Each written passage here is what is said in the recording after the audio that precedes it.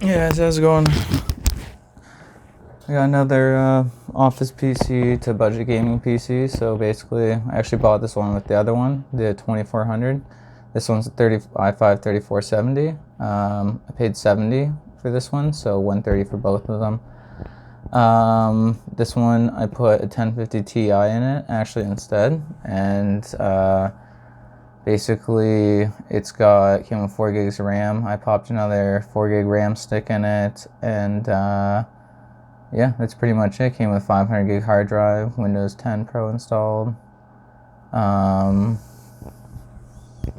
And yeah, so it's just a nice all-around budget gaming PC. Basically, what it cost me was $130 for the graphics card, $70 for the case or for the computer. The case and power supply cost me nothing. I had that. $10 for the adapter, the Wi-Fi adapter. $5 for the fan, and $10 for the RAM stick. So $225 in total. I got my little notepad here with my notes on it. So basically, I'm going to do a little benchmark here, basically. So this is running at 1440p and ultra settings. And you can see we're getting 50 to 60 frames, so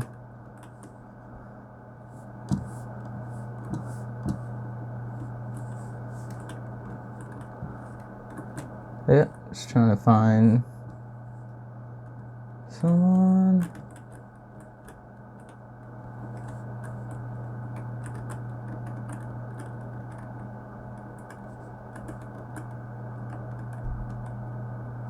Obviously I didn't find that, but like irrelevant. So this is like literally like the beginning of the game. But yeah. And this is on Vulkan, so it's just to give you an idea.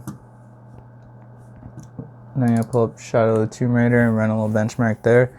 So pros with this is the cost of it. You get to build it yourself and stuff like that. It's fun. It was relatively cheap again, like the cost.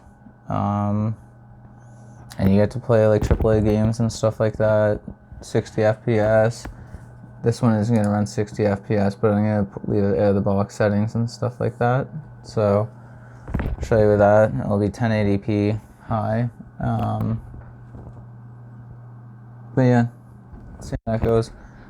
Cons, unfortunately, there are a few with Dell, as their I/O shields are like, it's right in the actual case itself, so you have to cut it out. A Dremel won't work. You need like an angle grinder. I didn't have that, so I had to cut it out with a Dremel and by hand, and it was really annoying, and it does not look like the greatest and everything like that too, right? So fortunately, this does not work in the front. The ports here, I had to put this one up here because Dell and Lenovo use their proprietary for like their motherboards for like USB and stuff like that. Sometimes Lenovo's are much better. You can actually just throw a USB connector on there and it'll work fine.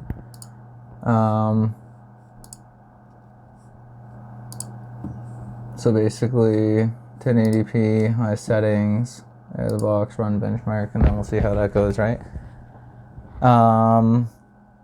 Yeah, and then as well as if you leave that off, like take the cords out and you don't want them like the USB, you'll get like I/O missing or disconnect or something like that, error warning shield when you start up, and that you can't unfortunately get rid of even in the BIOS.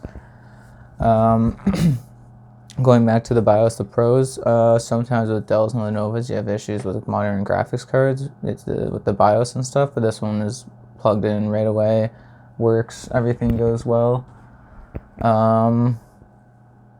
Yeah, so like another issue is with hard disk drives, they're a lot slower. Personally for me it doesn't matter, but if you want to put an SSD in it, it would be a lot faster as well too, right? So again, just to reiterate the cost, $130, $70, so $200, $10 for the adapter, $15 for the case, $10 for the RAM stick, and that's pretty much it. So $225 for an i5 3470, 1050 Ti, 8 gigs of RAM, 500 gig storage, case and power supply I had laying around. You can get cheap ones for like 15 bucks a piece online. And just remember as well too that like with the Dells and Lenovo, sometimes with the power connectors it doesn't work, so they have proprietary as well. So with Dells, I believe it's an 8-pin. You just buy a cheap adapter off eBay or Amazon, and then the Lenovo 14-pin to 24. So again, you can see here this is probably running around 30 to 40 frames. If you put it down to medium or adjust it, you could get 60 frames out of it maybe. And then I guess, yeah, there you go, right? So 225 bucks. Plus you get to build your own, have fun with it and stuff like that. Just to keep in mind with the Dells, the IO shields and stuff like that as well too, right? So hurdles and recommendations. I recommend going Lenovo or Acer. I probably won't do Dell again unless like I do buy an angle grinder for like the back. And it's these IO ports that are annoying, like the USB and the audio jack and stuff like that. It just won't work with like a normal case and stuff. This one I do believe has USB 3, possibly not. But the CPU cooler isn't the greatest on this as well too, right? But again, it's not bad.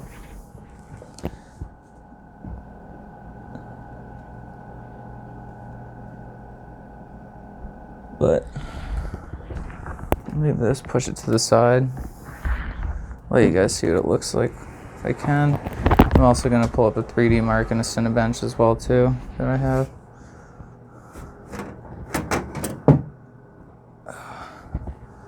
So that's what she looks like on the inside. So as you can see, I had to use a PCI extender. That's another thing too you have to keep in mind with like the graphics card, it would attach on the power cord and stuff like that, or go over, so you wouldn't be able to use it. I make shipped a mount and stuff like that, but you can actually go buy like GPU mounts and stuff like that after market for cheap, so that's good as well too. Set this down for a second.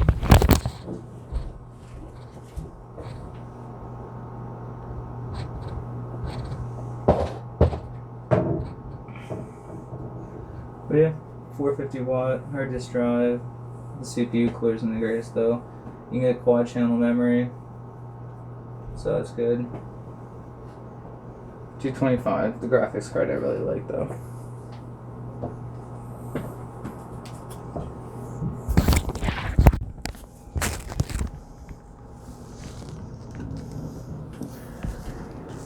But yeah.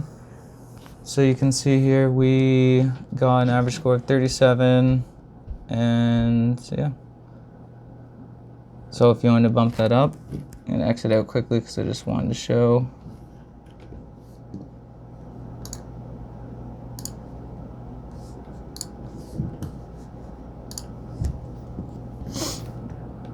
So Cinebench score, I did R20.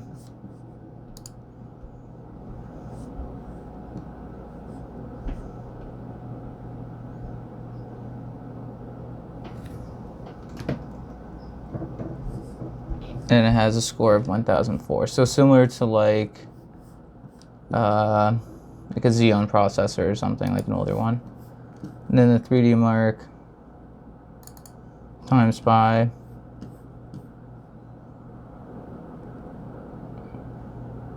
you might have to pause it because I'm going to change it here quickly. And then that's the Skydiver. Alright guys, so thanks for watching. Hopefully this was helpful, and take care.